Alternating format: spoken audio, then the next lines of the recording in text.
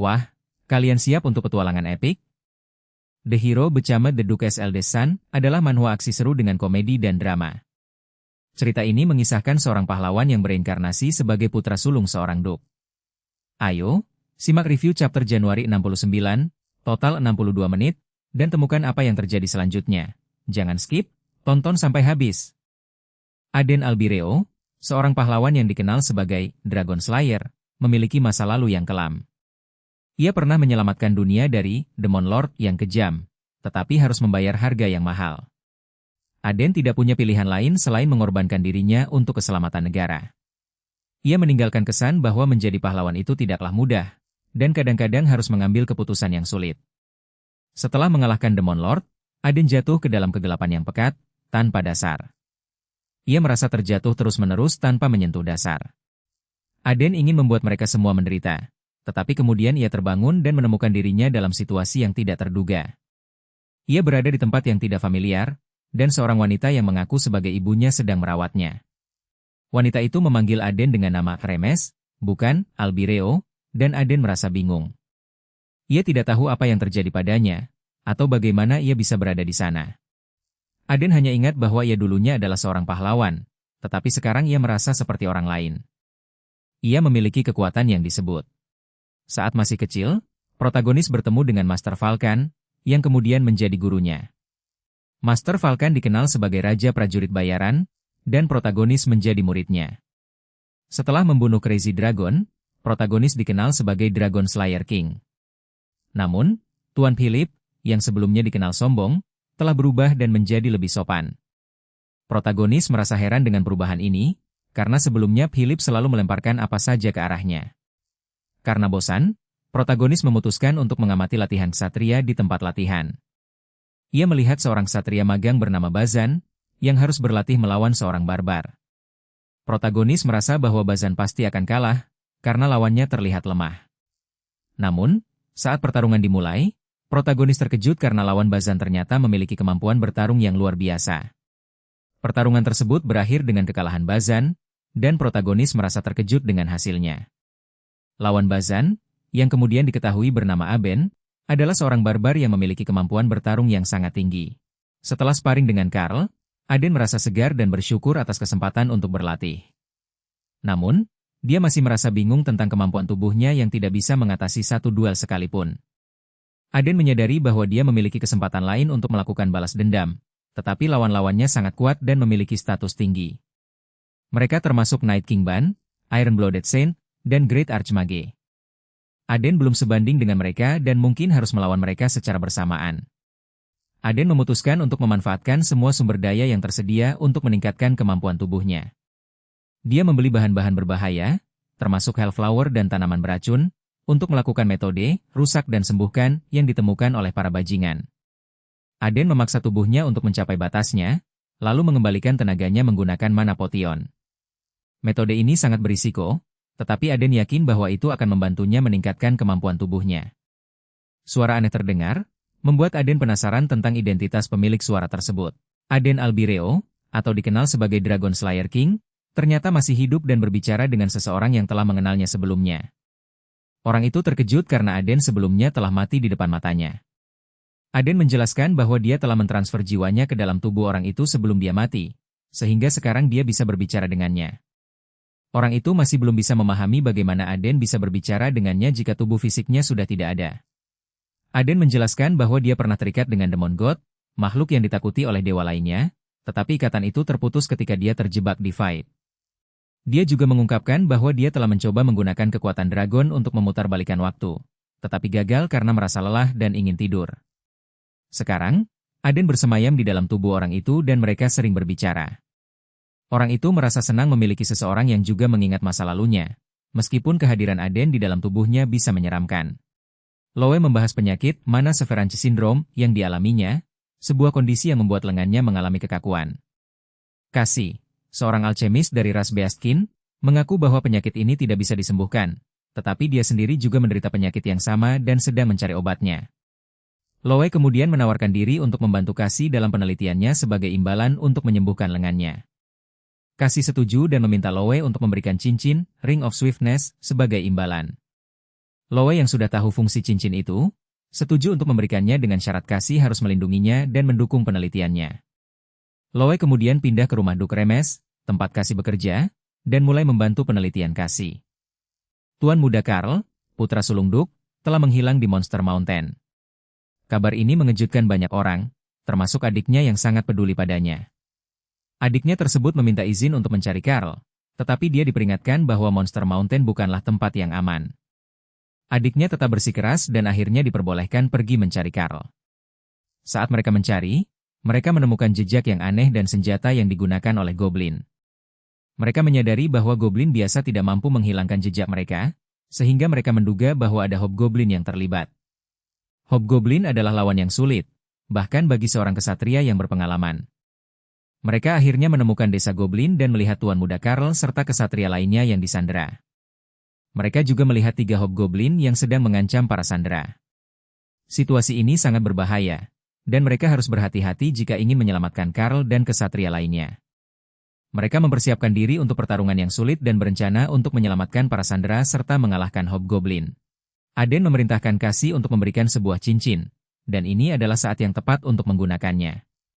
Cincin itu bernama Ring of Swiftness, dan Aden bisa merasakan peningkatan kecepatannya. Dengan cincin itu, Aden berhasil mengalahkan troll, tetapi tubuhnya sangat lelah setelah menggunakan teknik Swarp Aura. Aden menyadari bahwa dia masih lemah dan perlu menjadi lebih kuat untuk menghancurkan musuh-musuhnya. Setelah pertarungan, Aden bertemu dengan makhluk yang bisa berbicara dengannya. Makhluk itu adalah Curse, yang dulunya terkutuk oleh Demon God. Aden memutuskan untuk menamai makhluk itu Curse karena itu adalah kutukan yang menempel padanya.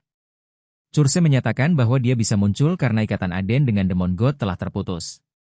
Beberapa waktu kemudian, Aden mengunjungi Kasih untuk memeriksa kondisi Loe, yang sedang dalam proses pemulihan. Loe sangat berterima kasih kepada Aden karena telah menyadari dan mengobati penyakitnya. Loe Bears. Di hadapan Margrave Thiriet, seorang pemuda bernama Aben tampil dengan percaya diri, membawa seekor troll yang telah ditangkapnya. Aben berencana menjual troll tersebut untuk membeli tanaman herbal, namun tanaman yang ditunjukkan oleh pedagang sebenarnya adalah tanaman beracun. Aben tidak terkejut dan tetap yakin bahwa itu adalah tanaman herbal. Aben kemudian bertemu dengan ayahnya, Fried, yang merupakan seorang ksatria terkenal. Fried berbicara dengan Margrave Thiriet, seorang ksatria legendaris yang telah mencapai tahap Sword Master. Mereka membahas tentang gerakan monster yang tidak biasa di beberapa tempat, termasuk Slaughter Tower yang dikuasai oleh Slaughter Cult. Margrave Thiriet mengajak Aben bergabung dengan pasukannya, tetapi Aben menolak, ingin mencapai tahap Sword Master sendiri. Aben kemudian mengajukan taruhan dengan Margrave Thiriet, jika Aben bisa menggores Margrave, maka Margrave harus memberikan pedang legendaris Beelzebub kepada Aben. Pertarungan antara Aben dan Margrave Thiriet pun dimulai. Seorang pria mencemooh kemampuan pedang lawannya, menyebutnya seperti prajurit bayaran sampah. Lawannya tidak terkesan dan menantang pria itu untuk mencoba kemampuan pedangnya. Pria itu menerima tantangan dan langsung menyerang, tetapi lawannya dapat mempertahankan diri dengan sangat baik. Pria itu terkejut karena lawannya dapat mengenai titik vitalnya dengan tepat. Lawan itu kemudian mengungkapkan bahwa dia memiliki pedang legendaris yang disebut Beelzebub, salah satu dari 72 pedang terkutuk yang dibuat dari tubuh para Lord Korupsi. Pedang itu memiliki kekuatan yang berbeda-beda dan dapat membentuk blopa dengan pemiliknya. Pria itu terkejut karena lawannya dapat menggunakan pedang itu dengan sangat baik, meskipun tidak tahu cara menggunakannya dengan benar. Setelah pertarungan, pria itu menyadari bahwa lawannya sangat kuat dan ingin bergabung dengan kelompok pencariannya. Ayah pria itu awalnya ragu-ragu karena pencarian itu berbahaya, tetapi akhirnya setuju karena putranya ingin membuktikan diri. Pria itu berjanji akan menjaga keselamatan putranya dan mereka bers. Di Benteng Attila, suasana tidak terlalu serius, bahkan Viscount Dasvaltiemon dan tamu-tamunya masih bisa bersantai. Namun, ketika rumor tentang banyaknya serangga di sekitar benteng muncul, Tiemon menjelaskan bahwa itu karena udara yang segar di sekitar benteng. Tiba-tiba, para prajurit benteng memperingatkan tentang kemunculan monster yang mendekat. Viscount Tiemon memerintahkan untuk menutup gerbang benteng, tetapi sudah terlambat karena monster telah tiba. Saat itu, Pia, yang dikenal sebagai Tuan Muda Apen Remes atau Troll Master, mempersiapkan diri untuk menghadapi monster. Ia mengeluarkan pedangnya yang dapat menyerap energi kehidupan dan membuat lawan menjadi lemah. Dengan kekuatan pedang itu, Pia berhasil mengalahkan banyak monster. Sementara itu, Dragon Slayer King juga terlibat dalam pertarungan, dan pedang Pia tampaknya memiliki efek yang tidak biasa pada dirinya. Benteng Attila berhasil membendung serangan monster tanpa kerusakan berarti, tetapi Viscontiemon masih menyimpan keh. Di tengah kekacauan, Margrave menyaksikan pasukan troll dan orc yang tak terduga bergabung, menimbulkan pertanyaan tentang bagaimana mereka bisa bersatu. Sementara itu, Loe memimpin pasukan untuk menghadapi monster-monster itu. Margrave memerintahkan evakuasi semua orang dan berencana untuk mengulur waktu untuk melawan pasukan monster tersebut. Ia mengenal sebuah makhluk yang memiliki kekuatan magic dan fisik setara dengan seorang Sword Master, yang membuatnya sangat waspada. Margrave menyadari bahwa High Troll yang dipimpin oleh monster itu merupakan salah satu makhluk paling berbahaya. Ia juga tahu bahwa pasukan yang dipimpin oleh High Troll hampir mustahil untuk dikalahkan. Namun, Margrave memiliki rencana untuk menghadapi mereka, tetapi itu memerlukan kepercayaan dari orang-orang di sekitarnya. Sementara itu, Beelzebub, dengan kemampuan Gluttony Authority, menyerap eksistensi targetnya, membuat target tersebut mati seketika. Pertarungan melawan pasukan monster itu semakin sengit, dan Margrave harus menggunakan semua kekuatan dan strateginya untuk menghadapi mereka. Saat itu, troll-troll yang sangat berisi membuat lawan merasa kesulitan. Mereka tampaknya sedang dalam musim yang membuat mereka sangat kuat. Lawan merasa bahwa tidak peduli seberapa banyak yang dia makan, dia masih ingin lebih. Dia meminta bantuan dari Margrave untuk bertahan sampai Margrave tiba. Namun, situasi berubah saat High Troll mulai merapal Fire Magic lagi. Lawan menggunakan Ring of Swiftness untuk menghindari serangan api, tetapi dia tahu bahwa dia tidak bisa menghindarinya terus-menerus. Tiba-tiba, orc-orc yang sebelumnya berada di pihak lawan mulai menyerang troll-troll. Ini membuat lawan heran karena mereka seharusnya berada di pihak yang sama. Namun, Dragon Slayer King menjelaskan bahwa High Troll menggunakan kepatuhan orc terhadap suku dan pemimpin mereka untuk mengendalikan mereka. Ketika para pemimpin orc dibebaskan, mereka berbalik menyerang troll-troll. Lawan merasa bahwa ini adalah kesempatan untuk mengubah situasi. Saat itu, kekacauan terjadi ketika Dragon Slayer King berusaha menyerap life force yang sangat besar. Ia membutuhkan bantuan dari Beelzebub, yang bersedia membantu dengan syarat tidak meminum potion selama 1 minggu. Setelah syarat tersebut diterima, Beelzebub membantu Dragon Slayer King membangkitkan perangnya. Dalam proses tersebut, Lord of Gluttony muncul, yang merupakan kehendak yang sangat kuat dan ingin melahap langit. Ia bertanya-tanya siapa yang berani membangkitkannya. Namun, kekacauan semakin menjadi ketika High Troll muncul dan menggunakan Fire Magic, membuat situasi semakin tidak terkendali. Ketika Phoenix, makhluk langka, muncul, Dragon Slayer King mencoba memakannya, tetapi akhirnya muntah karena kebanyakan makan. Meskipun demikian, Phoenix memberikan Phoenix S Blessing yang dapat memberikan ketahanan terhadap api. Hal ini membuat Dragon Slayer King merasa lega karena akan sangat berguna dalam pertempuran melawan musuhnya, Aden. Di kota Markelan, Remes dan Shinigami bertemu dengan seorang alchemist yang handal. Alchemist itu dapat membuat elisir tingkat tertinggi yang dapat menyembuhkan Severanche Syndrome yang diderita Shinigami. Namun, proses pembuatan elisir tersebut sangat sulit dan membutuhkan waktu yang lama. Remes dan Shinigami kemudian pergi ke permukiman kumuh di pinggir kota Markelan untuk menemui alchemist tersebut. Setelah bertemu, alchemist itu mengatakan bahwa dia hanya dapat membuat 1 elisir per minggu. Remes meminta alchemist itu untuk meningkatkan produksi elisir, tetapi alchemist itu mengatakan bahwa itu tidak mungkin. Saat itu, seorang pria misterius muncul dan mengancam Joseph, yang merupakan alchemist itu.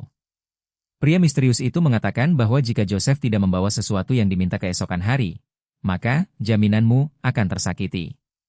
Remes dan Shinigami kemudian menyaksikan pria misterius itu pergi, meninggalkan mereka dengan pertanyaan tentang siapa pria itu sebenarnya. Joseph, seorang alchemist terkemuka di kota Markelan, memiliki putri yang diculik oleh Cerberus Guild, sebuah organisasi kriminal. Joseph meminta bantuan seorang mercenari untuk menyelamatkan putrinya. Mercenari itu kemudian bertemu dengan Beelzebub, yang menawarkan bantuan dengan imbalan yang tidak terlalu besar. Mercenari itu berhasil mengalahkan bawahan Cerberus Guild dan memasuki markas mereka. Di sana, dia menemukan putri Joseph yang terkurung. Putri Joseph yang tadinya terlihat tenang, menjadi tidak sabar untuk bertemu ayahnya. Mercenari itu kemudian membawa putri Joseph keluar dari tempat kurungan dan membawanya ke ayahnya. Dalam perjalanan, putri Joseph mengungkapkan rasa takut dan kerinduannya pada ayahnya. Mercenari itu berusaha menenangkan putri Joseph dan berjanji akan membawanya kembali kepada ayahnya.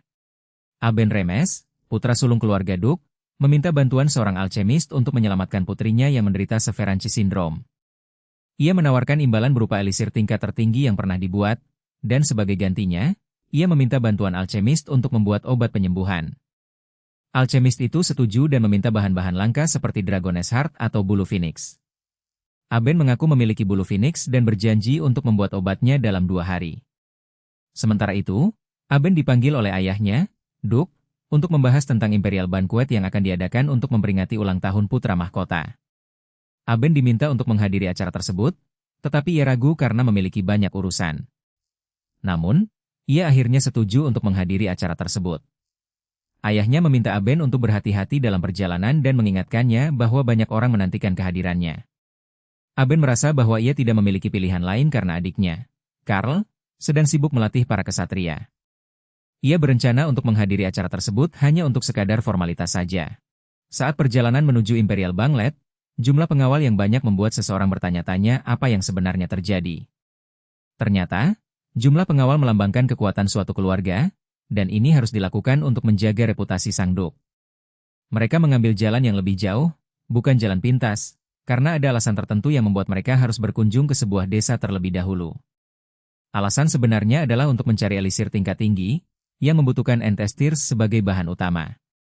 Sayangnya, Entes Tears sangat sulit ditemukan karena En sendiri sudah terancam punah.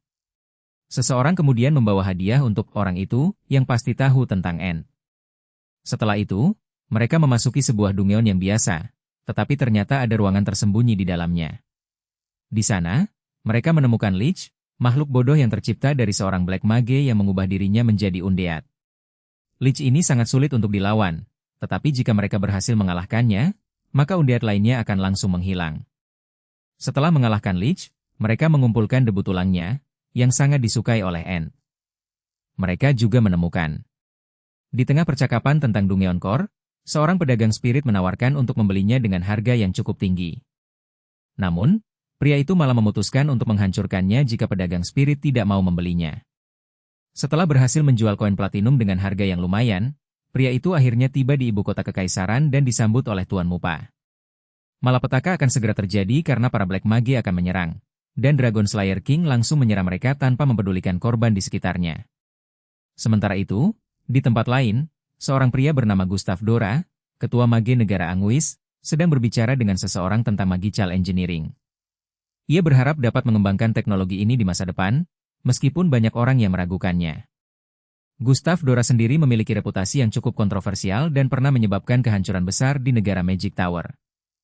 Tuan Mupation dituduh mencuri pusaka keluarga Sedusi, tetapi dia membantah dengan mengatakan bahwa dia mendapatkannya dari taruhan adil. Namun, lawannya tidak percaya dan menantangnya untuk berduel. Pangeran Mahkota, Mars Immortalia, muncul dan mengusulkan agar duel dilakukan di pesta ulang tahunnya, dengan syarat bahwa pemenang akan mendapatkan pengakuan dari yang kalah. Tions dan lawannya setuju, tetapi sebelum pertarungan dimulai, Pangeran Mahkota mengingatkan mereka untuk tidak menggunakan sword aura dan artefak. Pertarungan pun dimulai, dengan Tions menunjukkan kemampuan pedangnya yang luar biasa. Lawannya, Margrave, terkejut dengan serangan Tions yang tak terduga, tetapi masih bisa menahannya. Tions kemudian menunjukkan teknik pedangnya yang unik, membuat Margrave tertarik. Pertarungan semakin sengit, dengan kedua pihak saling menyerang dan menangkis. Tions akhirnya berhasil membuat Margrave terdesak, dan pertarungan berakhir dengan kemenangan Tions. Keluarga Archduke Sias dikenal sebagai keluarga ksatria terkuat, dengan reputasi bahwa setiap keturunannya pasti menjadi seorang sword master. Namun, ada satu orang yang lahir dengan bakat istimewa, disebut sebagai orang Janggals yang hanya terlahir sekali dalam 100 tahun. Sosok ini telah menarik perhatian banyak orang, termasuk beberapa bangsawan yang sebelumnya merendahkan dirinya.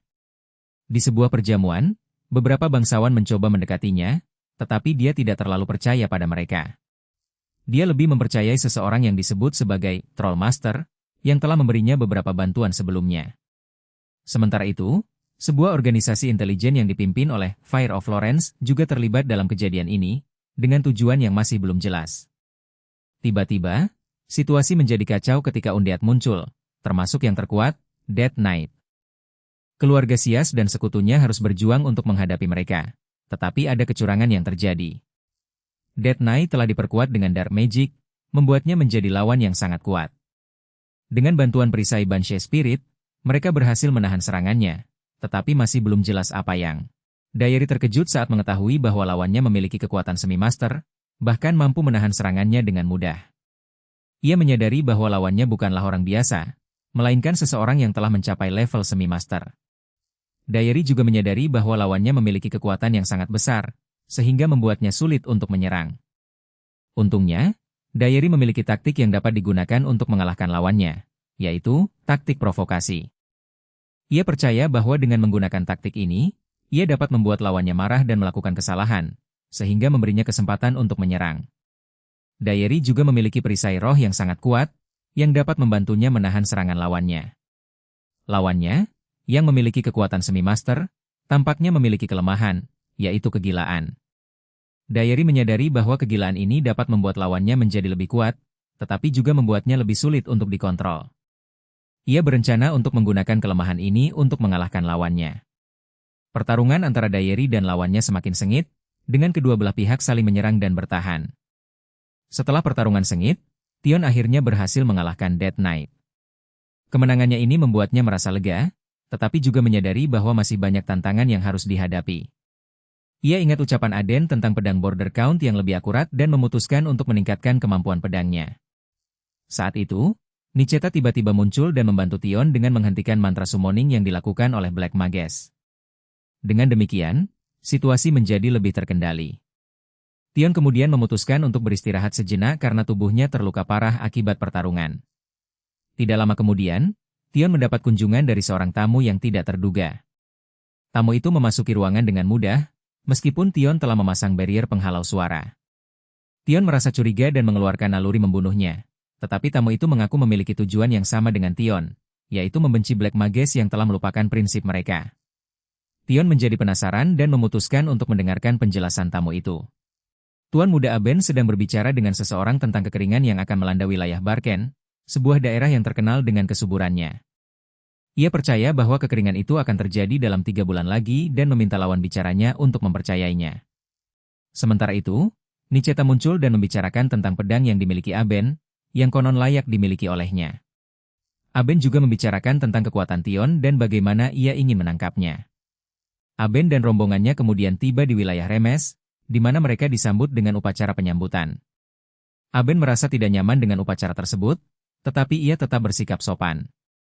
Ia juga membicarakan tentang Holy Potion yang diberikan kepadanya dan bagaimana itu membantu menyembuhkan luka-lukanya. Saat Aben sedang bersantai, ia menerima kabar bahwa Joseph dan Alice, 2 orang yang ia kenal, telah dibawa oleh para Inquisitor dari Holy Fire Order. Aben merasa khawatir dan meminta ayahnya untuk menjelaskan apa yang terjadi. Ayahnya menjelaskan bahwa Joseph dan Alice telah dibawa ke markas pusat Holy Fire Order, dan Aben memutuskan untuk di benua ini, terdapat 3 Holy Church besar yang mewakili dan melambangkan dewa-dewa. Kekaisaran pun tidak bisa dengan mudah mengganggu mereka. Orang-orang yang dipilih oleh dewa dan melambangkan ordo semacam itu disebut Saint. Mereka bertindak sebagai perantara yang mewujudkan kehendak dan kekuatan dewa-dewa di dunia, dan menjembatani jurang antara keilahian dan kemanusiaan. Holy Fire Order, salah satu dari 3 Holy Church besar, kini berada dalam kondisi yang tidak stabil. Mereka tidak memiliki Saint selama bertahun-tahun, yang menyebabkan mereka kehilangan kekuasaan dan kekuatan. Saat ini, Adben Remes dari keluarga Duke Remes ingin masuk ke Sanctuary Holy Fire Order, tetapi dihalang-halangi oleh para priest.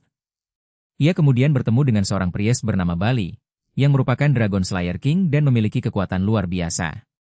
Pertarungan sengit pun terjadi antara Adben dan Bali, dengan Adben menggunakan Ring of Swiftness untuk meningkatkan kecepatannya. Namun, Bali tampaknya memiliki kekuatan yang jauh lebih besar, sehingga Adben harus menggunakan semua kekuatannya untuk melawan. Setelah pertarungan sengit, lawannya masih bisa bergerak setelah menerima serangan yang hampir mematikan. Namun, upaya terakhirnya gagal dan dia berhasil dikalahkan. Ternyata, target sebenarnya dari penyusup itu adalah Bell of Lamentation. Setelah membunyikan bel tersebut, dia menjadi tamu dari Holy Fire Order dan dibawa ke kapal utama untuk disembuhkan. Di kapal utama, dia bertemu dengan wakil High Priest Hakal dan High Priest Agungmu.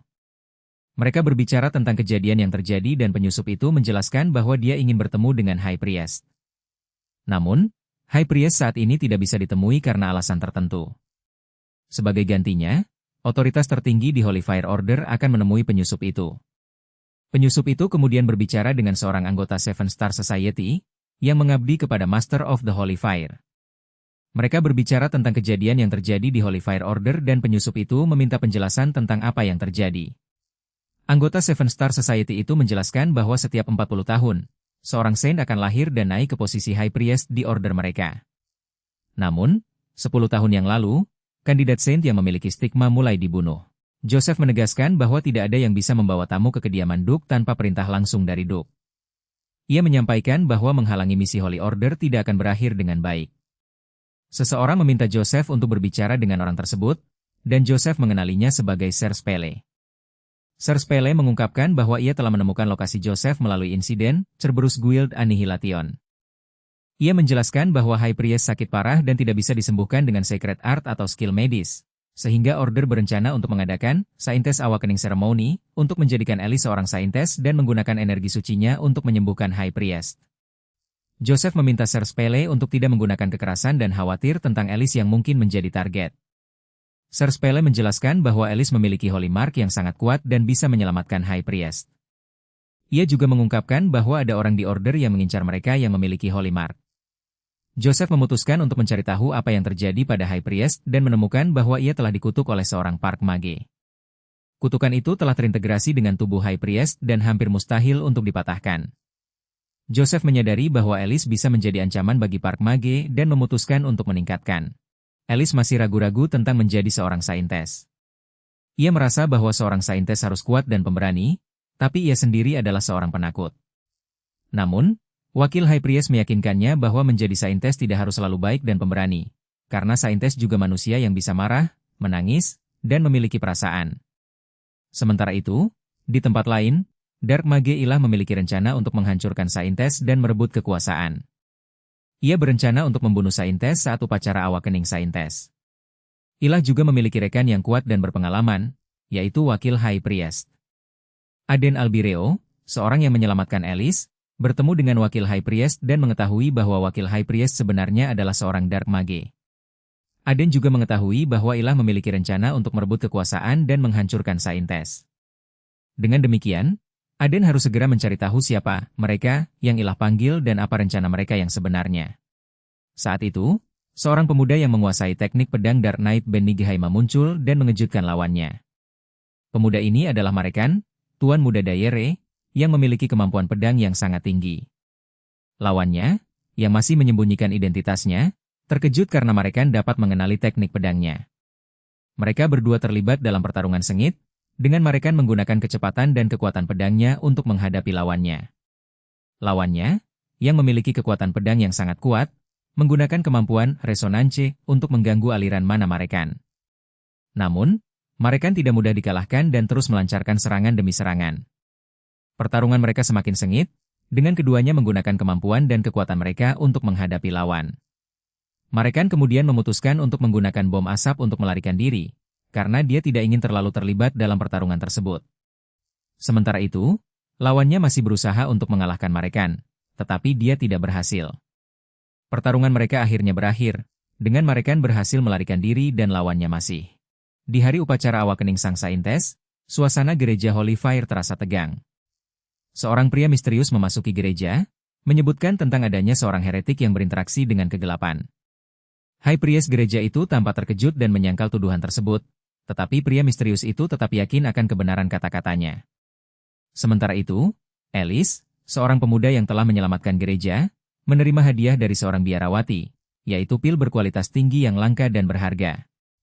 Namun, pil itu ternyata mengandung kutukan mental yang dapat membuat orang menjadi patuh.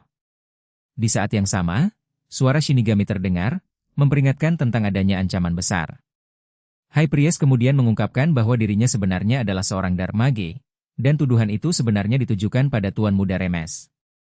Keadaan semakin kompleks ketika Remes dituduh memiliki rencana untuk membunuh Saintes. Hakal tiba-tiba menemukan alat magic yang dapat menekan curse milik High Priest Kertel. Ini adalah kesempatan emas untuk menangkap para pembuat onar. Hakal yakin bahwa setelah Kertel pulih, mereka bisa menangkap semua pelaku kejahatan. Namun, Kertel memperingatkan Hakal untuk berhati-hati karena Capos telah mencuci otak sebagian besar orang di gereja. Situasi semakin memanas ketika High Priest Kertel mengancam akan mengubah semua orang di gereja menjadi undead jika Hakal tidak menuruti permintaannya. Hakal tidak gentar dan tetap pada pendiriannya. Ia percaya bahwa dengan kekuatan anti-demonik yang dimilikinya, ia bisa menghadapi situasi ini. Sementara itu, Kertel mengaktifkan Curse of Domination pada sebagian besar anggota gereja, membuat mereka menjadi tidak terkendali. Hakal harus berpikir cepat untuk menyelamatkan situasi dan menghentikan Kertel. Energi jahat yang menyelimuti udara membuat semua orang terkejut. Tuan Muda Priest bergegas memerintahkan evakuasi segera, agar semua orang dapat mencapai tempat yang aman. Sementara itu, seorang pria bernama Talos muncul dengan kehadiran yang mengejutkan. Ia mengaku sebagai master yang dipanggil oleh seseorang, tetapi ia tidak mengetahui siapa yang melakukan hal itu. Talos memiliki kekuatan yang luar biasa dan mengancam akan membunuh semua orang di sekitarnya. Mephisto, yang merupakan lawan Talos, tampaknya memiliki rencana untuk menghadapinya. Ia mengungkapkan bahwa Talos belum memiliki kekuatan penuh karena ritual panggilannya yang tidak stabil. Mephisto juga menawarkan bantuan kepada Dragon Slayer King, yang terkejut karena masih dapat bergerak meski berada di dalam kabut yang dibuat oleh Talos. Pertarungan antara Talos dan Mephisto semakin sengit, dengan Talos menunjukkan kekuatan yang luar biasa dan Mephisto yang berusaha mengimbanginya. Di hadapan kepala gereja Holy Srire, seorang pria yang telah lama tidak melihat manusia, berdiri dengan penuh percaya diri. Ia memandang orang tersebut dengan penuh keheranan, tidak percaya bahwa anak muda itu berani menunjuk jari kepadanya. Pria itu mengaku bahwa ia memerlukan pengembalian dengan bunga karena telah mengalami kesulitan besar akibat anak muda tersebut. Anak itu sendiri tampak pemberani dan meminta kompensasi atas kerugian yang telah dialaminya. Namun, pria itu tampak bosan dan ingin mencari hiburan. Ia memutuskan untuk membayar anak itu sebagai ganti atas hidupnya yang membosankan. Sementara itu, seorang High Troll muncul dan membangkitkan perhatian pria itu. Anak itu menggunakan Fire Magic, tetapi pria itu tidak terlalu terkesan. Ia justru menantang anak itu untuk melawan, tetapi anak itu malah meminta bantuan Underlord. Pria itu kemudian mengeluarkan kemampuan yang mengejutkan, membuat anak itu terkejut dan tak bisa bergerak. Pertarungan sengit. Kekuatan Underlord yang luar biasa membuat seluruh Talos, penghuni Underworld, tercengang. Ini adalah alasan dibalik kemampuan Underlord untuk menguasai Underworld. Kekuatan ini ternyata jauh lebih kuat dari Curse dan membuat Dragon Slayer King takjub. Sementara itu, di tempat lain, Tuan Ailen sedang melakukan upacara awakening, dan wajah dewa sudah terlihat dengan jelas. Namun, kelelawar besar yang merupakan peliharaannya terluka parah. Underlord memerintahkan kelelawar untuk segera sembuh dan memulai tes ketahanan api, tetapi kelelawar malah terbakar. Alice, yang telah terbangun, menggunakan kekuatan api untuk membantu kelelawar. Setelah insiden itu, gereja Holy Fire memulai pencarian terhadap orang-orang sesat yang bersembunyi. Banyak dari mereka yang tertangkap dan diikuti dengan pembersihan besar-besaran di gereja. High Priest Kertel mengucapkan terima kasih kepada Ailen karena telah membantu gereja. Aden Remes tampak lebih sengsara dibandingkan sebelumnya. Dia memberitahu Lowe untuk menyembunyikan dan memeriksa jumlah anggota Chaos, tetapi malah Lowe yang dikutuk dengan penuaan aneh. Aden juga menyebutkan bahwa mereka telah menangkap semua Black Mage sesuai perintah. Namun, ketika dia menunjukkan hadiah yang diberikan oleh Church, ternyata itu disimpan dalam Subspace Pocket, suatu artefak langka yang mencegah barang-barang di dalamnya rusak atau berkarat. Aden juga menemukan sebuah telur aneh di bangunan Church, yang membuatnya penasaran. Setelah itu, Aden menuju ke Forest of Death untuk mencari End, tetapi dicegat oleh penjaga sedus. Aden kemudian menggunakan pedang untuk membuktikan identitasnya dan berhasil memasuki wilayah sedus. Di sana, dia bertemu dengan Tion dan Margrave Tyriet. Margrave sedang sibuk karena adanya kejadian aneh di Wasteland of Death, dan Aden berencana untuk pergi ke Forest of Death untuk mengambil tumbuhan beracun lang. Di hutan maut, tempat yang dipenuhi kematian dan kelaparan, manusia tetap menjalani hidupnya. Para kriminal dan orang miskin yang tidak bisa membayar pajak memilih tempat ini untuk bernapas. Namun, belakangan ini, bandit mulai muncul dan merampas desa, membuat laporan orang hilang terus masuk. Aben Remes, putra Duk Remes, berencana menaklukkan para bandit dengan memimpin pasukan kesatria ke hutan tersebut. Ia menyewa seorang prajurit bayaran yang bisa diandalkan, Lunia, seorang priestess dari kultus Divine Carnage. Lunia yang cantik dan lembut ini memiliki kekuatan yang sudah diakui oleh Aben dan ayahnya. Mereka bersama-sama menuju hutan, merasakan energi jahat yang mengalir dari tanah. Aben yakin bahwa menyewa prajurit bayaran adalah keputusan yang tepat, karena mereka memiliki pengalaman menghadapi bandit lebih banyak daripada kesatria. Di desa pertanian Tebang Bakar kelima, kesatuan pasukan menemukan korban selamat, tetapi keadaan desa sangat memprihatinkan. Semua bangunan terbakar habis dan tidak ada nyawa yang selamat di desa-desa sebelumnya. Mereka khawatir dan melanjutkan pencarian, tetapi hasilnya sama, semua desa telah dibantai. Ketika mereka tiba di desa kelima, mereka bertemu dengan seorang pria paruhbaya yang dikenal sebagai Markus, seorang kesatria yang dulunya bergabung dengan pasukan mereka. Ia mengungkapkan bahwa desa-desa tersebut telah diserang oleh orang-orang yang tidak biasa, mungkin karena mereka memiliki kekuatan aneh seperti black magic. Tuan Muda Tion, yang juga hadir di tempat kejadian, menawarkan bantuan dan menyediakan potion untuk mengobati korban. Namun, potion biasa tidak efektif karena korban telah diserang dengan energi black demonic. Tion kemudian memberikan holy potion untuk mengobati korban, tetapi ia juga memiliki motif tersembunyi dan brand. Saat itu, seorang pria bertemu dengan seorang lich yang memiliki elisir beracun. Lich tersebut menjelaskan bahwa elisirnya bisa membahayakan perut siapa saja yang meminumnya. Pria itu kemudian menawarkan bone powder miliknya untuk mengobati lich. Lich tersebut sangat senang dan mengaku bahwa dia menyukai bone powder milik lich lain. Kemudian, pria itu menanyakan tentang keberadaan orang yang kabur bersamanya, tetapi lich tersebut mengatakan bahwa hanya dia yang ditemukan terluka parah. Pria itu juga meminta bantuan lich untuk menyelamatkan desa dari serangan bandit. Lich tersebut setuju dan membantu pria itu menyelamatkan desa. Mereka berhasil mengalahkan bandit dan menyelamatkan warga desa. Namun, mereka kemudian menemukan bahwa bandit tersebut sebenarnya bekerja untuk seorang black mage yang memiliki rencana jahat. Pria itu dan lich tersebut kemudian berencana untuk menyelamatkan warga desa yang diculik oleh bandit dan menghentikan Rey. Dalam kawah gunung berapi yang sudah punah, Darius Clayman sedang mengerjakan sesuatu yang tampaknya sangat penting. Ia telah menyelesaikan pengaturan kerangka pasarnya dan sekarang tinggal melelehkan intisari dari tumbal di dalamnya. Sementara itu, desa kelima belum kembali dengan tumbal, membuat Darius Clayman yakin bahwa rencananya akan segera terlaksana. Ia percaya bahwa setelah permata ini selesai, tuannya akan mengambil langkah lebih dekat untuk mencapai tujuannya.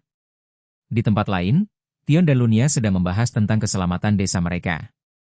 Mereka menyadari bahwa Dark Knight, Darius Clayman, adalah musuh yang kuat dan bahwa mereka perlu berhati-hati untuk menghadapinya. Tion bersedia melakukan apa saja untuk menyelamatkan warganya, termasuk bertarung sampai mati. Sementara itu, Lunia menyarankan untuk tidak terburu-buru dan mempertimbangkan cara yang lebih baik untuk menghadapi situasi ini. Di dalam hutan kematian, Ash merasa marah dan malu karena tidak bisa menyelamatkan desa. Namun, dia berjanji akan membalas perlakuan mereka dan membuat mereka membayar atas tindakan mereka. Ash juga berencana untuk memanfaatkan kekuatan Mephisto, tetapi dia masih kekurangan kekuatan untuk mengendalikannya secara sempurna. Mephisto menerima perintah Ash untuk menemukan kelompok Venom Lizard dan mengarahkan mereka ke kawah gunung berapi yang punah di tengah hutan. Sementara itu, Ash bertemu dengan seseorang yang mengatakan bahwa hanya mereka yang tersisa dan yang lainnya telah digunakan sebagai tumbal dan diseret pergi. Ash merasa terlambat dan bertekad untuk menyelamatkan mereka. Dia meminta informasi tentang kemana yang lainnya diseret, berencana untuk menyelamatkan mereka dan menghentikan rencana jahat yang sedang berlangsung. Di dalam hutan mengerikan, seekor basilis yang sangat beracun sedang terbaring lemah. Racunnya yang tebal dan kuat membuat udara di sekitarnya terasa mematikan. Tidak heran, Forest of Death ini diciptakan oleh racun yang dipancarkannya selama ratusan tahun. Biasanya, basilis menetap di hutan bagian selatan, tapi entah mengapa, dia berada di sini, di tempat yang sangat tidak sesuai untuknya. Seseorang mengamati basilis dari jauh, memikirkan rencana untuk mengalahkannya. Namun, tiba-tiba, sebuah permata aneh muncul dan diserap oleh pengguna, membuat mereka bertanya-tanya apa yang terjadi. Permata itu disebut Incomplete Jewel dan memiliki kekuatan yang tidak terduga. Seseorang lainnya, yang disebut Shinigami, mengungkapkan bahwa permata itu memiliki kemampuan untuk meningkatkan afinitas dengan atribut magic dan darkness. Di saat yang sama, seseorang yang dipanggil Dragon Slayer King sedang berjuang melawan Basilisk, tapi kabut beracunnya membuatnya sulit bergerak. Sementara itu, Shinigami mengungkapkan bahwa basilis memiliki banyak bagian yang berguna, seperti racun yang bisa membuat tubuh kebal terhadap racun lainnya. Di tengah kekacauan, seorang spirit merchant mengungkapkan bahwa Forest of Death sebenarnya adalah sebuah dungeon yang terbentuk karena energi monster yang kuat mempengaruhi sekitarnya. Ia juga mengakui bahwa ia telah menipu pelanggan dengan memberitahu mereka tentang desa N, yang terletak di sebuah tempat berbahaya. Pelanggan tersebut, yang merupakan seorang tuan muda, mengancam akan melaporkan spirit merchant kepada head merchant karena telah menipu mereka. Spirit Merchant itu kemudian meminta maaf dan menawarkan untuk membentuk kontrak eksklusif dengan pelanggan, yang berarti pelanggan harus menjual semua hasil yang mereka peroleh dari Dungeon hanya kepada Spirit Merchant tersebut. Sebagai gantinya, Spirit Merchant tidak boleh mengungkapkan informasi apapun tentang pelanggan dan harus memenuhi segala permintaan mereka. Sementara itu, di tempat lain, seorang pria bernama Tion sedang berbicara dengan seseorang tentang sebuah token janji keluarga. Ia memberikan token tersebut kepada Tion dan meminta bantuan untuk menyelamatkan desa mereka. Tion juga mengetahui bahwa desa tersebut dihuni oleh para. Beberapa hari setelah Aben kembali ke Remes Duchy, dia menyadari bahwa ada lebih banyak orang di rumahnya.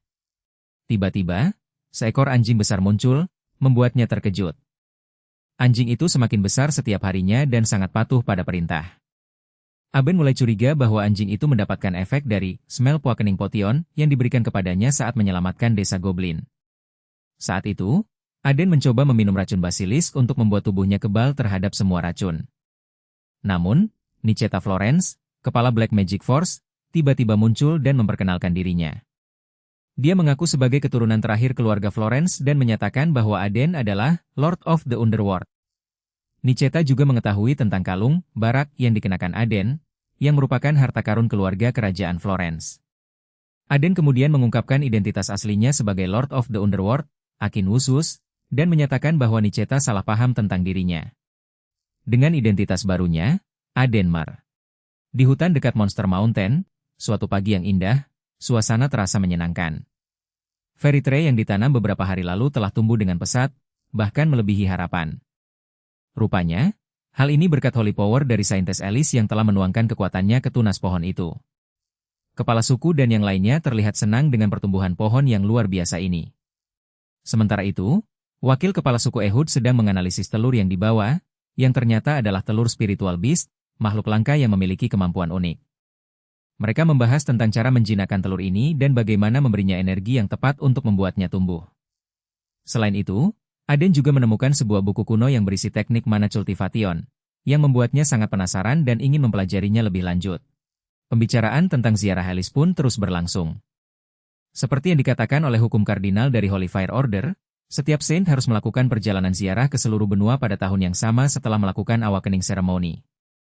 Namun, ada kekhawatiran mengenai usia Alice yang masih terlalu muda untuk melakukan perjalanan tersebut. Sementara itu, Archpriest Kertel memberikan syarat untuk menemani perwakilan Order sebagai pengawal, yaitu orang terkut di keluarga Remes, yang saat ini merupakan penjaga Saint.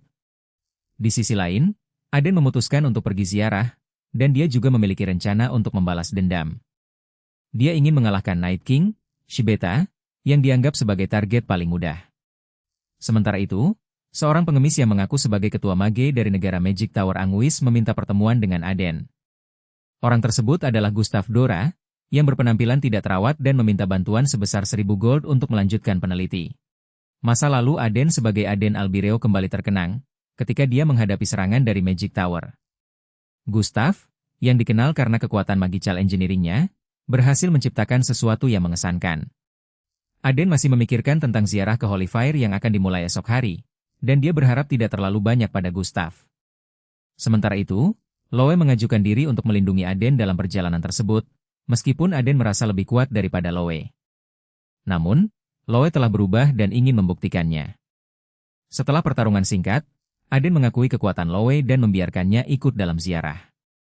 Cassie, seorang alchemist, juga bergabung dengan mereka.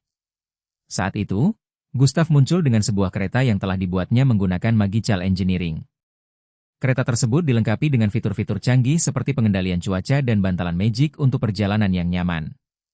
Aden merasa terkesan dengan karya Gustav, dan dengan demikian, mereka semua. Mereka hampir tiba di kota Kartan, kota yang dikenal sebagai pusat para prajurit bayaran. Alice merasa tidak nyaman dengan tempat ini, tetapi dia tahu bahwa mereka harus mencari informasi tentang Chaos. Mereka memutuskan untuk pergi ke guild prajurit bayaran Maepela, salah satu guild yang paling terkemuka di kota ini. Di sana, mereka bertemu dengan seorang petugas yang menerima pendaftaran para prajurit bayaran. Setelah mengisi formulir, mereka diberikan token perunggu rang E dan diminta untuk berhati-hati agar tidak kehilangan token tersebut.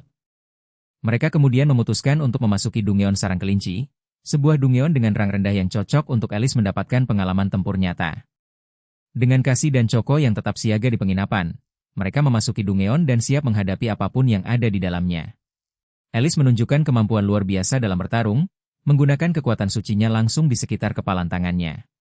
Ini membuat lawannya terkejut, karena biasanya para priest hanya menggunakan mantra suci untuk memperkuat senjata atau tubuh mereka. Alice bahkan mampu menyatukan kekuatan sucinya dengan seni bela diri, sesuatu yang mustahil dilakukan oleh orang lain.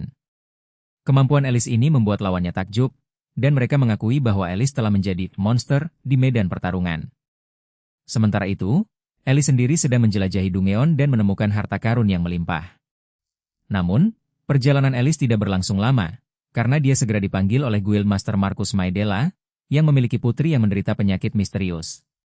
Marcus berharap Alice dapat menggunakan kekuatan sucinya untuk menyembuhkan putrinya, dan dia bersedia memberikan kompensasi yang besar sebagai imbalan. Charles sakit karena jiwanya disedot oleh para jiwa yang tersesat. Namun, setelah menggunakan Banshee Spirit Shield, keadaannya membaik.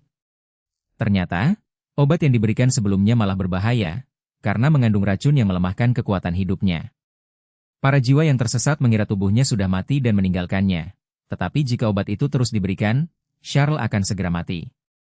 Guild Umbra tampaknya tahu apa yang membuat Charles sakit dan membuat obat tersebut. Mereka mungkin memiliki tujuan lain dengan melakukan hal ini. Marcus berniat untuk menangani situasi ini dengan kepala dingin dan mencari informasi lebih lanjut tentang Guild Umbra. Ia memiliki intel tentang anggota Guild, Guild Master, dan persembunyian mereka, tetapi masih belum menemukan apa yang dicari.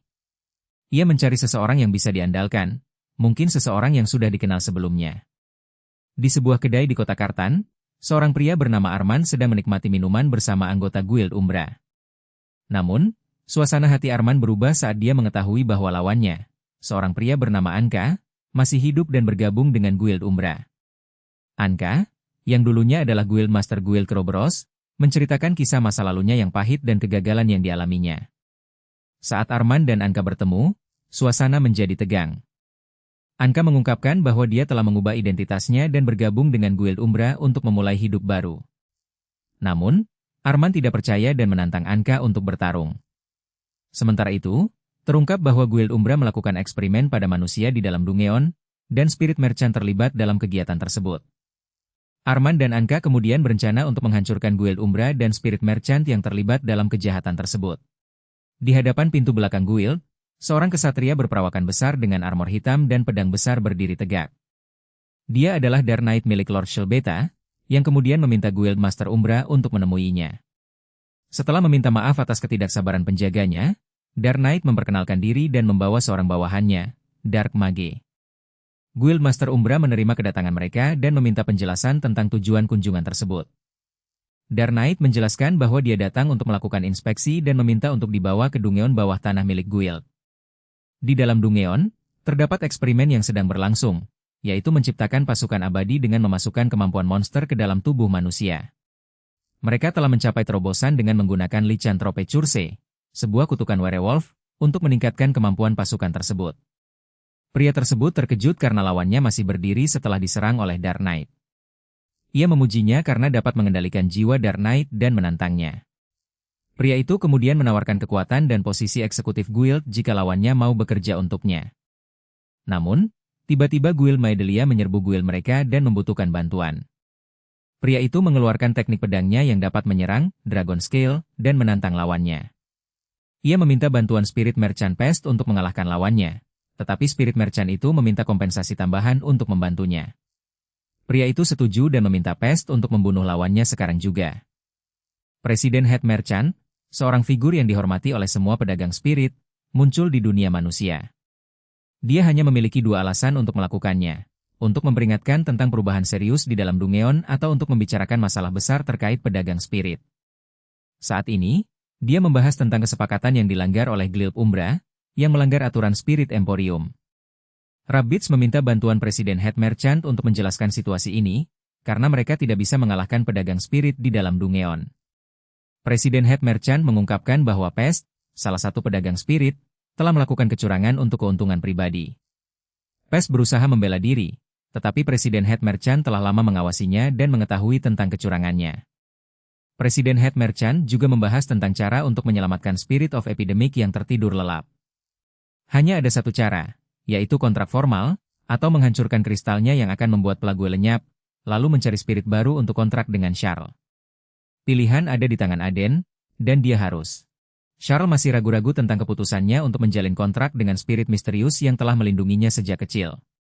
Ayahnya, yang selalu melindunginya, tidak mengetahui apa-apa tentang spirit ini. Charles merasa bahwa dia harus melindungi ayahnya dan spiritnya, bahkan jika itu berarti menghadapi bahaya. Ayahnya, yang menyadari kekhawatiran Charles, memutuskan untuk menerima keputusan Charles dan membiarkannya menjalin kontrak dengan spirit tersebut. Lalu, ayah Charles menghubungi seseorang dan membicarakan tentang kemungkinan mengirim Charles ke rumah Remes untuk belajar mengendalikan kekuatan spiritnya. Rumah Remes memiliki spirit yang dapat mengajar Charles tentang spirit sorcery dan membantunya mengendalikan kekuatan spiritnya. Ayah Charles meyakini bahwa dengan bantuan rumah Remes, Charles dapat menjadi seorang spirit sorcerer yang hebat dan mengendalikan kekuatan spiritnya dengan baik. Menghadapi api yang mengelilinginya, Aden merasa tak panas, dan itu membuatnya yakin bahwa dia pernah mengalami situasi seperti ini sebelumnya. Tiba-tiba, sebuah spiritual beast mythical muncul, yang dikenal sebagai Pyrones, anak dari api pertama yang melahirkan segalanya. Pyrones mengungkapkan bahwa Aden telah menyelamatkan anaknya dari troll licik, dan sebagai tanda terima kasih, dia ingin menjalin kontrak dengannya. Aden setuju dan mereka menjalin kontrak, dengan Aden menyerap batu aneh yang disebut Incomplete Jewel ke dalam tubuhnya. Setelah itu, Aden bertemu dengan beberapa orang, termasuk Markus, dan mereka membahas tentang token emas untuk prajurit bayaran. Aden juga bertemu dengan Tuan Joseph, yang ingin meminta bantuan Aden untuk membalas dendam terhadap orang-orang yang telah menyakiti putrinya. Aden setuju dan mereka berencana untuk pergi ke Grand Duchy Sias, tempat diadakannya Martial Arts Duel Fest, sebuah turnamen yang diadakan untuk menghormati Yager Sias. Aden berencana untuk berpartisipasi dalam. Di sebuah restoran ramai, Aden duduk bersama adiknya, Lapel, dan seekor War Tiger. Mereka bertemu dengan seorang pria bernama Lau, seorang prajurit bayaran, dan adiknya yang membawa instrumen musik tradisional. Adik Lau memainkan instrumen itu dan menarik perhatian banyak orang. Aben dan Lau berbincang dan ternyata mereka akan bertemu lagi sebagai musuh di Martial Arts Duel Fest. Lau merupakan seorang pedang yang kuat dan pernah mendengar rumor tentang seorang swordsman yang berkelana dengan Werbeast dan seorang barb genius. Aben menyadari bahwa Lau mungkin adalah orang yang sama yang pernah mendengarnya, yaitu pemenang Martial Arts Fest yang dipanggil Evil Murderous Sword Demon. Aben Albireo menikmati waktu ziarahnya dengan menggunakan relasi untuk menikmati kemewahan. Namun hal ini bertentangan dengan tujuan awalnya untuk menyembunyikan identitas dan memahami kehidupan masyarakat biasa. Priest Bali membela tindakan Aiden, menyatakan bahwa orang di dunia biasa juga menggunakan relasi mereka untuk keuntungan. Alice akan mempelajari seberapa besar pengaruh relasi dalam kehidupan. Kemudian, Aben bertemu dengan Kara Sujung, yang menyampaikan kabar tentang keberhasilan mereka dalam menyingkirkan beberapa cabang Chaos. Aiden juga menyampaikan bahwa ada perselisihan antara Chaos dan beberapa organisasi lainnya, tetapi rencana mereka gagal. Aiden kemudian meminta bantuan dalam membuat armor dari mineral langka bernama Stellanium. Setelah mencari, mereka menemukan pandai besi Hethos, yang memiliki kemampuan luar biasa dalam menempa logam. Namun, Hethos awalnya menolak Aiden karena tidak percaya pada. Setelah sekian lama, akhirnya Aiden bisa bertemu dengan Pahutos lagi. Ia memesan armor panah belati yang akan siap dalam 4 hari, dan itu masih memberinya waktu sekitar 10 hari sebelum Winterland bangkit. Sambil menunggu, Aiden dan kawan-kawan mengunjungi kuil besar Sias. Di sana, mereka bertemu dengan saintes Alice, yang disambut dengan sangat antusias oleh Barkus, High Priest di Holy Fire Order cabang Sias. Alice kemudian menyalakan api suci di kuil, yang telah padam selama 10 tahun.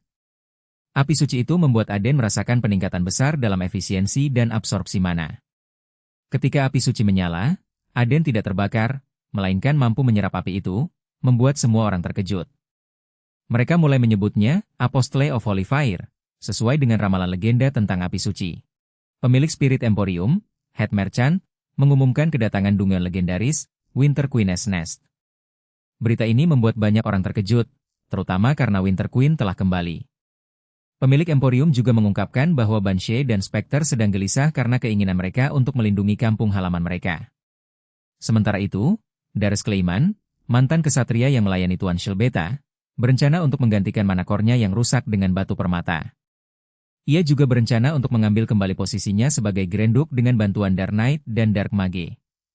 Di tempat lain, Tuan Dayere bertemu dengan Tuan Muparemes dan membahas tentang rencana mereka untuk menghadapi Winter Queen. Mereka juga membicarakan tentang gereja Holy Fire Order dan peran Apostle of Holy Fire dalam menghadapi situasi ini.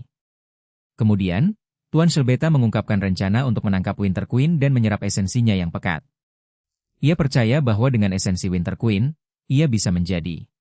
Di hadapan Grand Pukesias, seorang Sword Master rang tinggi, berdiri seorang pemuda yang tidak biasa.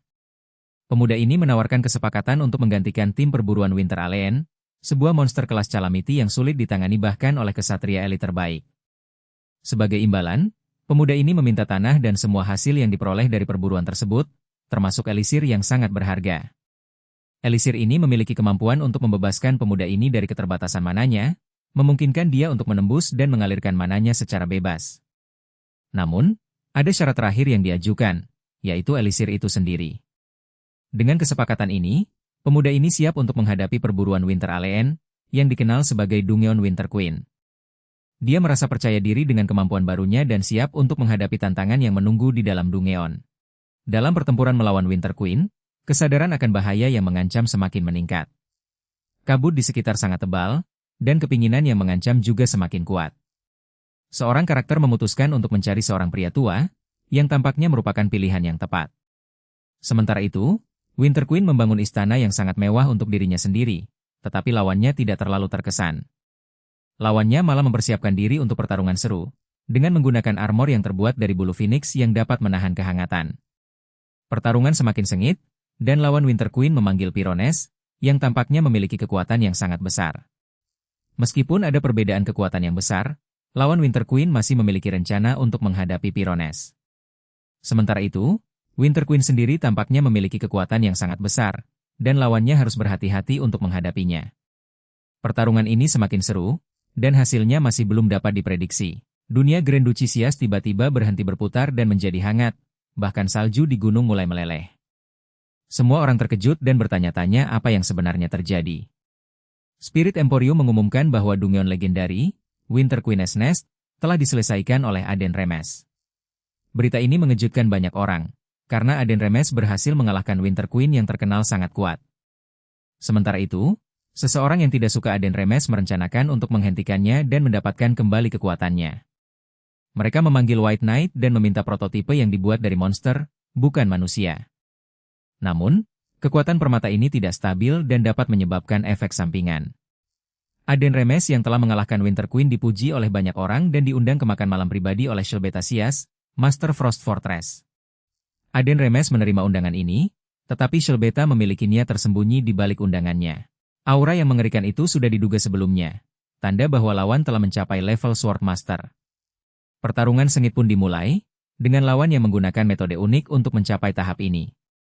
Aura yang ada di dalam dirinya bukanlah aura manusia, melainkan aura monster, seperti versi sempurna dari Blood Knight. Lawan tersebut tampaknya telah mengorbankan tubuhnya sendiri untuk mencapai kekuatan yang luar biasa. Pertarungan tersebut semakin sengit, dengan lawan yang menawarkan untuk memaafkan rekan-rekannya jika mereka mau menyerahkan esensi Winter Queen. Namun, rekan-rekannya telah ditangkap oleh kesatria lawan, dan kini mereka berada dalam bahaya. Kesatria lawan tersebut bahkan menunjukkan bola kristal yang menampilkan rekan-rekannya yang telah menjadi tawanan. Pertarungan tersebut semakin panas, dengan kedua belah pihak yang saling menyerang dan mengeluarkan jurus-jurus kuat. Shelbeta Sias, seorang satria tangguh yang dikenal sebagai Thunderstorm Knight, menghadapi lawannya dengan penuh kepercayaan diri. Ia mengaku sebagai tuan dari Frost Fortress dan pewaris gelar Grand Duke, dengan tugas untuk melindungi wilayahnya dari berbagai ancaman. Shelbeta merasa bahwa lawannya tidak mengerti beban tanggung jawab yang ia emban, dan bahwa ia harus menjadi lebih kuat untuk melindungi tanah airnya. Lawannya mencoba untuk memanfaatkan rasa tanggung jawab Shelbeta dengan mengatakan bahwa ia adalah harapan mereka, dan bahwa ia harus menyelamatkan mereka dari kehancuran. Namun, Shelbeta tidak terpengaruh dan malah merasa marah karena lawannya mencoba untuk memanipulasi perasaannya. Ia mengingat kembali tugasnya untuk menghancurkan lawannya dan memenuhi janjinya. Shelbeta kemudian membahas tentang Master Fear, sebuah kemampuan alami yang membuat seseorang memiliki kehausan akan darah dan niat membunuh. Ia merasa bahwa lawannya memiliki kemampuan ini. Kekuatan yang luar biasa membuat Sujung hampir tidak bisa menemukan celah untuk melawan.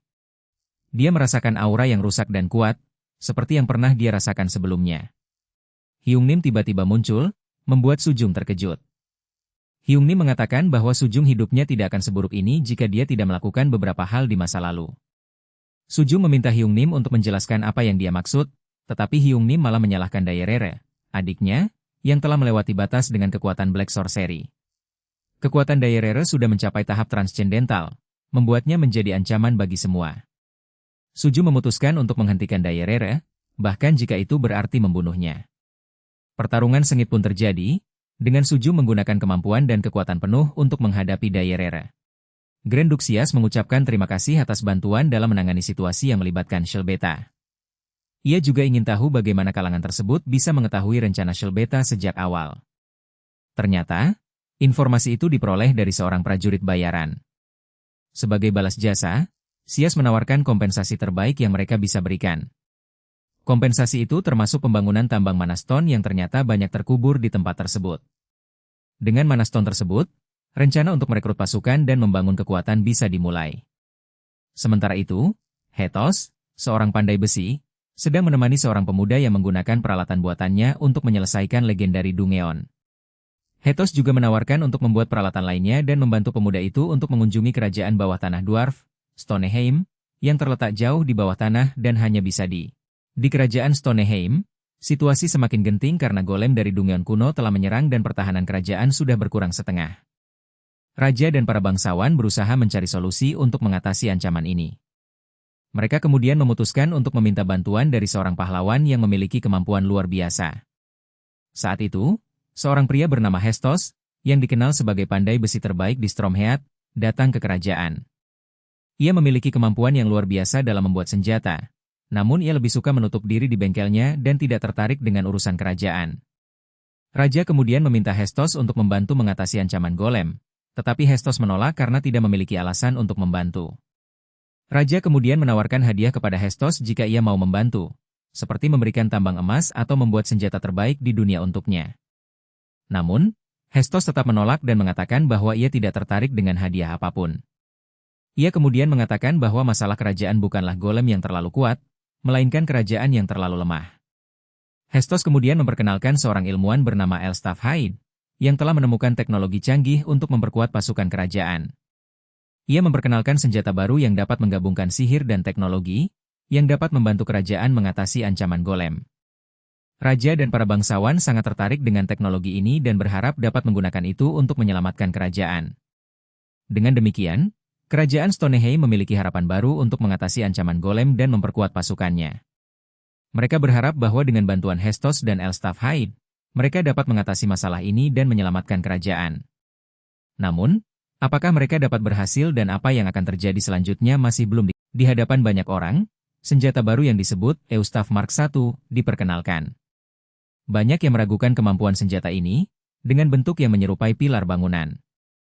Namun, dengan teknologi rekayasa sihir yang canggih, Eustaff Mark I mampu menunjukkan kemampuan militer yang luar biasa.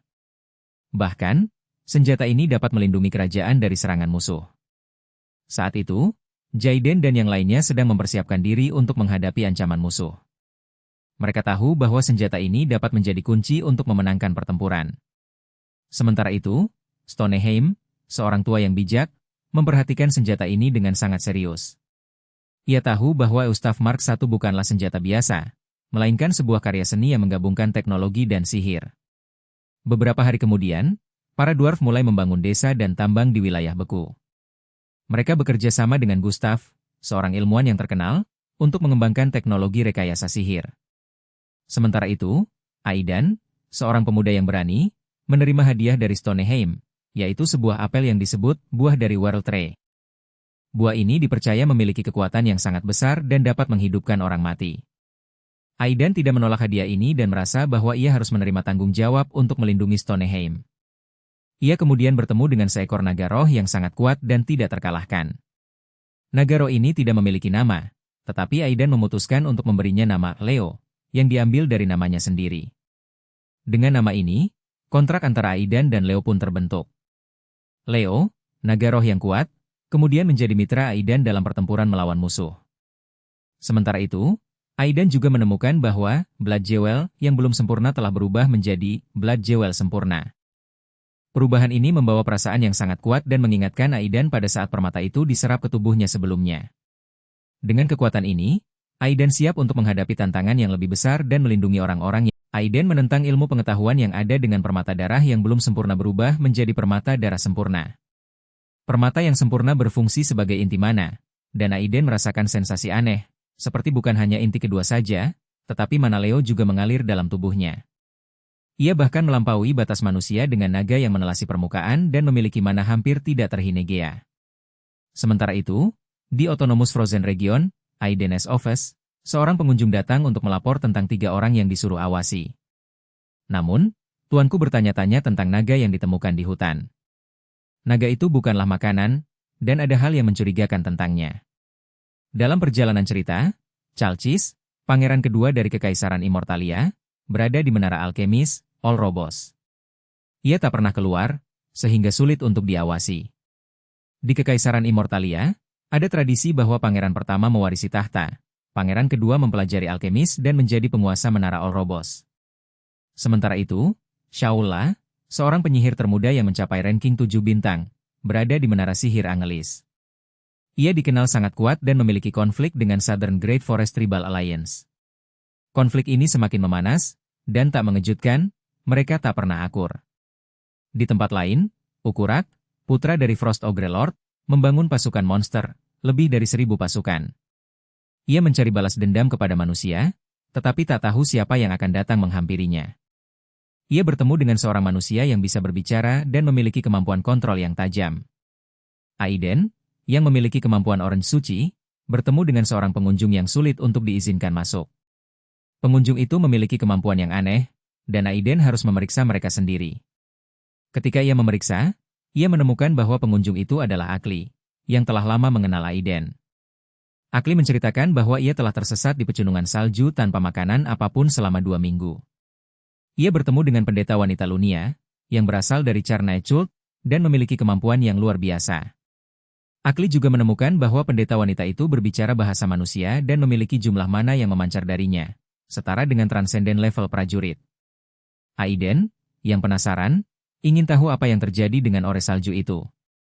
Akli menjelaskan bahwa ia telah menemukan arah dengan bantuan pendeta wanita, dan akhirnya bisa sampai ke tempat Aiden. Ia juga menceritakan bahwa pendeta wanita itu memiliki kemampuan yang luar biasa, dan Aiden harus berhati-hati. Meridani memiliki rencana untuk menghentikan kejahatan kultus Carnage dan pasukan Undead. Dia percaya bahwa dengan membantu penyelamat yang dipilih oleh Sange Api Suci, mereka dapat menghancurkan kultus dan membawa keselamatan. Rencana ini melibatkan pembangkitan Raja Kuno yang terkubur di bawah batu hitam, dan pada saat itu menara akan runtuh dan keselamatan akan datang. Meridanim juga memiliki pesan untuk sang penyelamat, yang mencakup imbalan yang tidak terduga. Sementara itu, di Kekaisaran, ada kekacauan karena pencurian yang dilakukan oleh seseorang yang tidak terduga, dan pasukan diperintahkan untuk menangkap pelaku.